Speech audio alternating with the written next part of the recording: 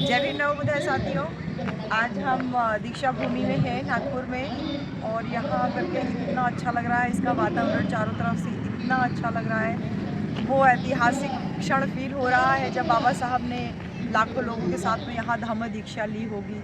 यही नागपुर, वही धरती, बाबा साहब का स्टैचू साक्षात बाबा साहब नहीं, लेकिन लग रहा है कि बाबा साहब कह रहे हैं कि जो कारवां मैं बहुत मुश्किल से यहाँ लेकर के आया, उस कारवां को तुम लोग पीछे क्यों कर रहे हो? ऐसा लग रहा है वो शब्द बाबा साहब के एकदम गुंजायमान हो रहे हैं। बाबा साहब की पूरी आर्ट गैलरी देखी, फ़ोटोग्राफ्स देखा, सिद्धार्थ कॉलेज का फ़ोटोग्राफ देखा, मिलिंद कॉलेज का फ़ोटोग्राफ देखा, तो लग रहा है कितना अधूरा काम बाबा साहब का बाकी है अभी।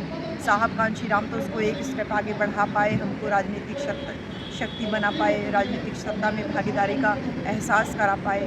लेकिन उसके आगे भी बाबा साहब और कांशीराम साहब का सपना जो था वो अधूरा है, क्योंकि दोनों लोगों की इच्छा थी कि शासक कौम के साथ में बहुजन समाज को जो शासक बनाने का सपना है उसके साथ में भारत को बुद्धमय बनाना, वो सपना अधूरा है।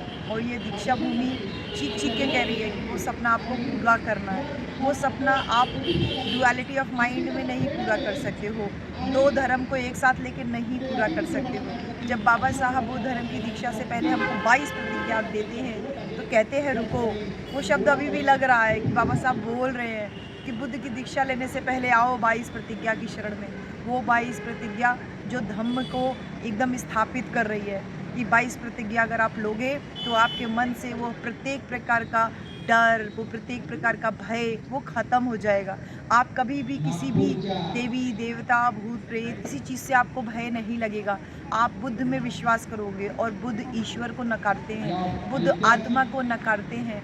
बुद्ध का पुनर्जन्म ये नहीं है कि शरीर से आत्मा निकल करके दूसरे शरीर में प्रवेश कर जाएगी। बुद्ध का जो वैज्ञानिक दृष्टिकोण है वो स्थापित करते हैं जब आप 22 प्रतिज्ञाओं को पढ़ते हैं, 22 प्रतिज्ञाओं को आत्मसात करते हैं। ये दीक्षा भूमि आपको हमको प्रेरणा दे रही है कि किस प्रकार से वो 22 प्रतिज्ञाएँ वापस स्थापित होना इस भारत के लोकतंत्र के लिए बहुत आवश्यक है, क्योंकि लोकतंत्र का सार ही है जनता का राज। और जनता का मतलब है, एक अंग्रेजी में पोएम हम पढ़ते हैं, where the mind is without fear, where the head is held high. Rabindranath Tagore की वो पोएम है।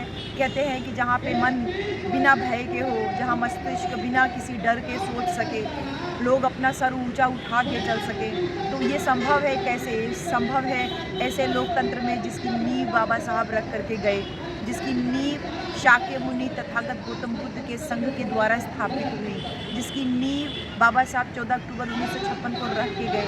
अब आपको और हमको, बाबा साहब के वंशजों को, इस भारतीय लोकतंत्र के जिन लोगों ने स्थापना में अपना पूरा जीवन लगाया, इन लोगों की जिम्मेदारी है कि उस लोकतंत्र को आप कैसे स्थापित करोगे। जब आप अपना वैज्ञानिक दृष्टिकोण रखोगे, जब आप किसी भी प्रकार के भय से मुक्त होगे, जब आप भारत के संविधान को एकदम आत्मसात करोगे।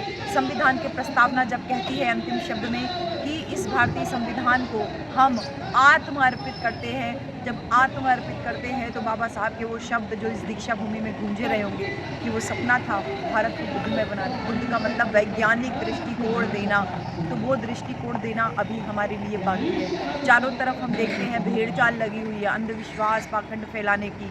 ऐसे में बुद्धमय भारत का निर्माण केवल बाबा साहब की 22 प्रतिज्ञाओं के द्वारा ही हो सकता है। तो प्यारे भाइयों, प्यारी बहनों, बाबा साहब को जितना पढ़ोगे उतना और कौतूहल मन में आएगा कि और जाने बाबा साहब के बारे में। देखिए, राह चलते एक व्यक्ति हमको ये किताब 100 रुपये में दिया, कहा बहन जी ये किताब आप लेके जाओ, सहयोग राशि है 100 रुपया। ऐसे साथियों से किताब राह चलते ले लेते हैं, कंटेंट क्या है अभी हमने नहीं पढ़ा, लेकिन कम से कम वो ये जज्बा ले करके तो दीक्षा भूमि में जो लोग घूम रहे हैं उनके पास जा रहा है, 225 रुपये की किताब को बोल रहा है कि आप 100 रुपये में किताब ले करके जाओ, दीक्षा भूमि आए।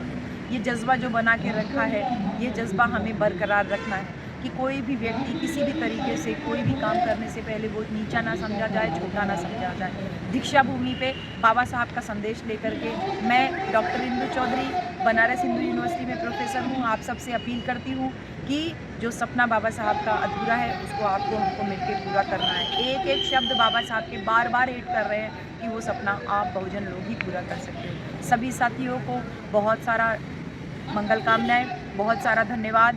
सभी को जय भीम, नमो बुद्धाय।